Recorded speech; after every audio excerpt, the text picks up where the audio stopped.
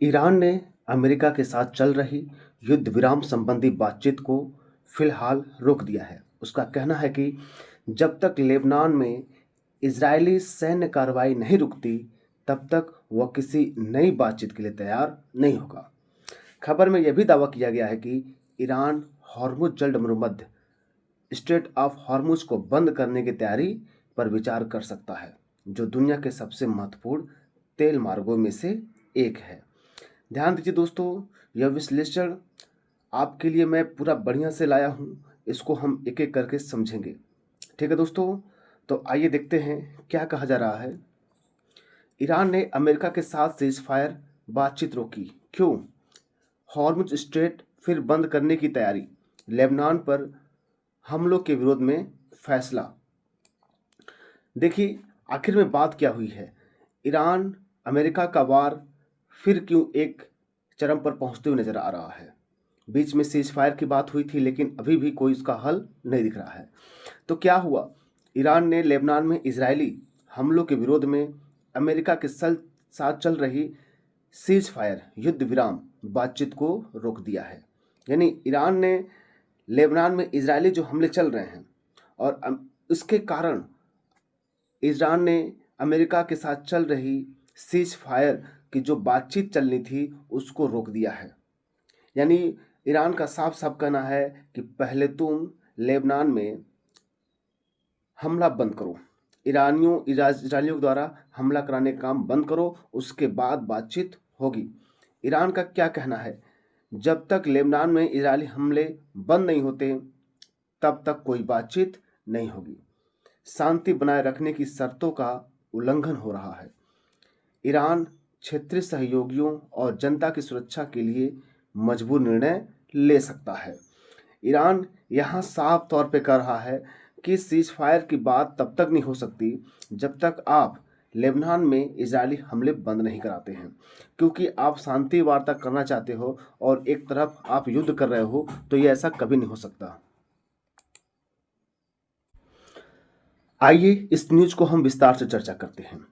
Lebanon में क्या हो रहा है? इजरायल और हिजबुल्लाह के बीच संघर्ष बढ़ रहा है। इजरायली हमलों से लेबनान में जनहानि और तबाही हो रही है। इजरायल ग्रेट इजरायल बनाने के जोश में पूरा उमड़ा हुआ है।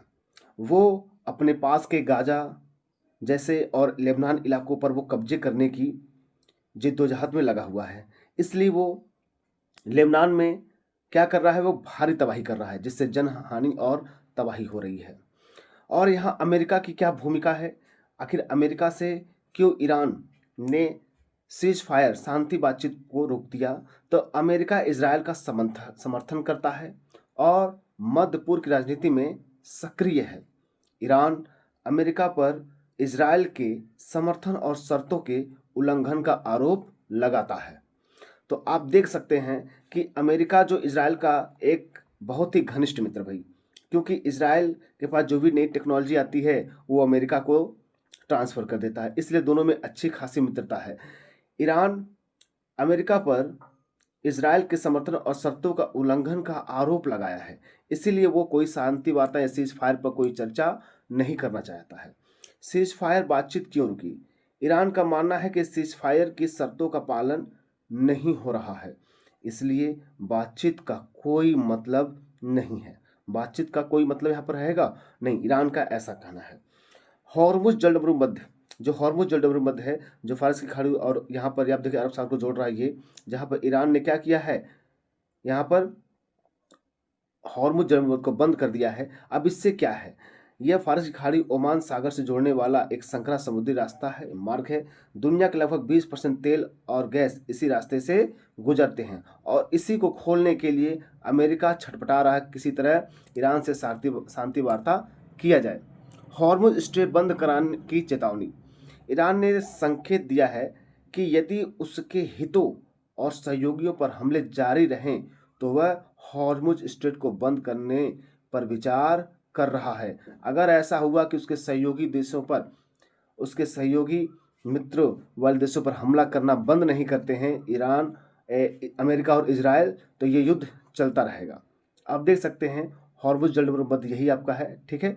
और ये ओमान कंट्री है, इसके नीचे आप देख रहे हैं ये ओमान सागर है, ये अरब सागर जुड़ा हुआ है और ये फारस की खाड़ी है, ठीक है। अगर ये बंद हुआ तो क्या हुआ, मतलब कौन, हॉर्मुज जलप्रबंध अगर बंद हुआ तो क्या हुआ। अब देख रहे हैं तेल की कीमतें क्या कर रही हैं, बढ़ रही हैं। ये जितने भी देश जो यहाँ से आयातित जो तेल हैं इस पर डिपेंड है, तो वहाँ तेल का जो सप्लाई चेन है वो बंद हो गया है, बहुत ही कम हो रहा है, जिससे तेल की कीमतें बढ़ी हैं। वैश्विक बाजारों में गिरावट और अनिश्चितता बढ़ गई है। कई देशों की अर्थव्यवस्था इससे प्रभावित हुई है और समुद्री व्यापार और आपूर्ति श्रृंखला पर क्या करेगा, असर पड़ेगा। तो भारत पर संभावित असर क्या है। भारत चूंकि यहाँ से आयातित तेलों पर बहुत ज़्यादा निर्भर है और यहाँ की बहुत सी इकोनॉमी यहाँ से चलने वाले आयात पर ही डिपेंड करती है।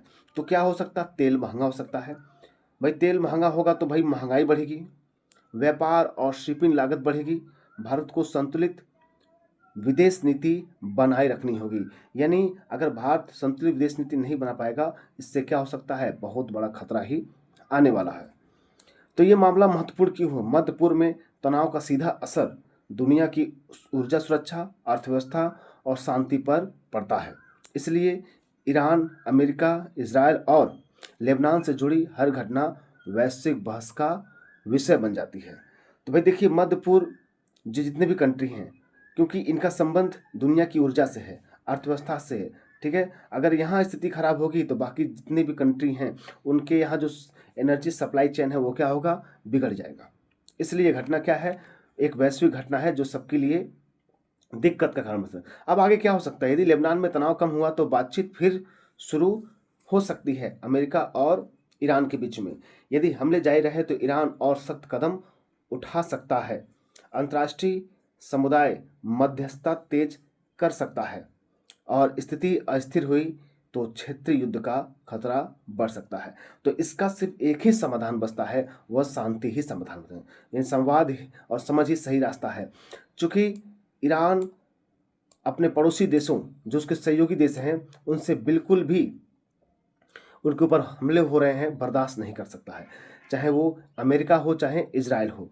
इजराइल अपने ग्रेट इजराइल बनाने के लिए वो हर हद तक जा रहा है। जैसे उन्हें गाजा पट्टी देखा, आपने लेबनान देखा, वहाँ पर बेवजह वो आक्रमण करके उन हिस्सों को कब्जा करना चाहता है जिससे वो ग्रेट इजराइल बना सके। तो दोस्तों आशा करता हूँ आपको जो मैंने न्यूज़ बताया आपको समझ में आया होगा। ऐसे ही न्यूज़ पाने के लिए पूरे वर्णन के साथ, पूरे अंडरस्टैंडिंग के साथ, तो मेरे इस यूट्यूब चैनल सिद्धार्थ एजुकेशन से आप जरूर जुड़ जाइएगा। यहाँ पूरी बात आपको डिटेल में समझा जाएगी। ठीक है दोस्तों, तो मिलते हैं हम लोग नेक्स्ट वीडियो में, तब तक के लिए नमस्कार।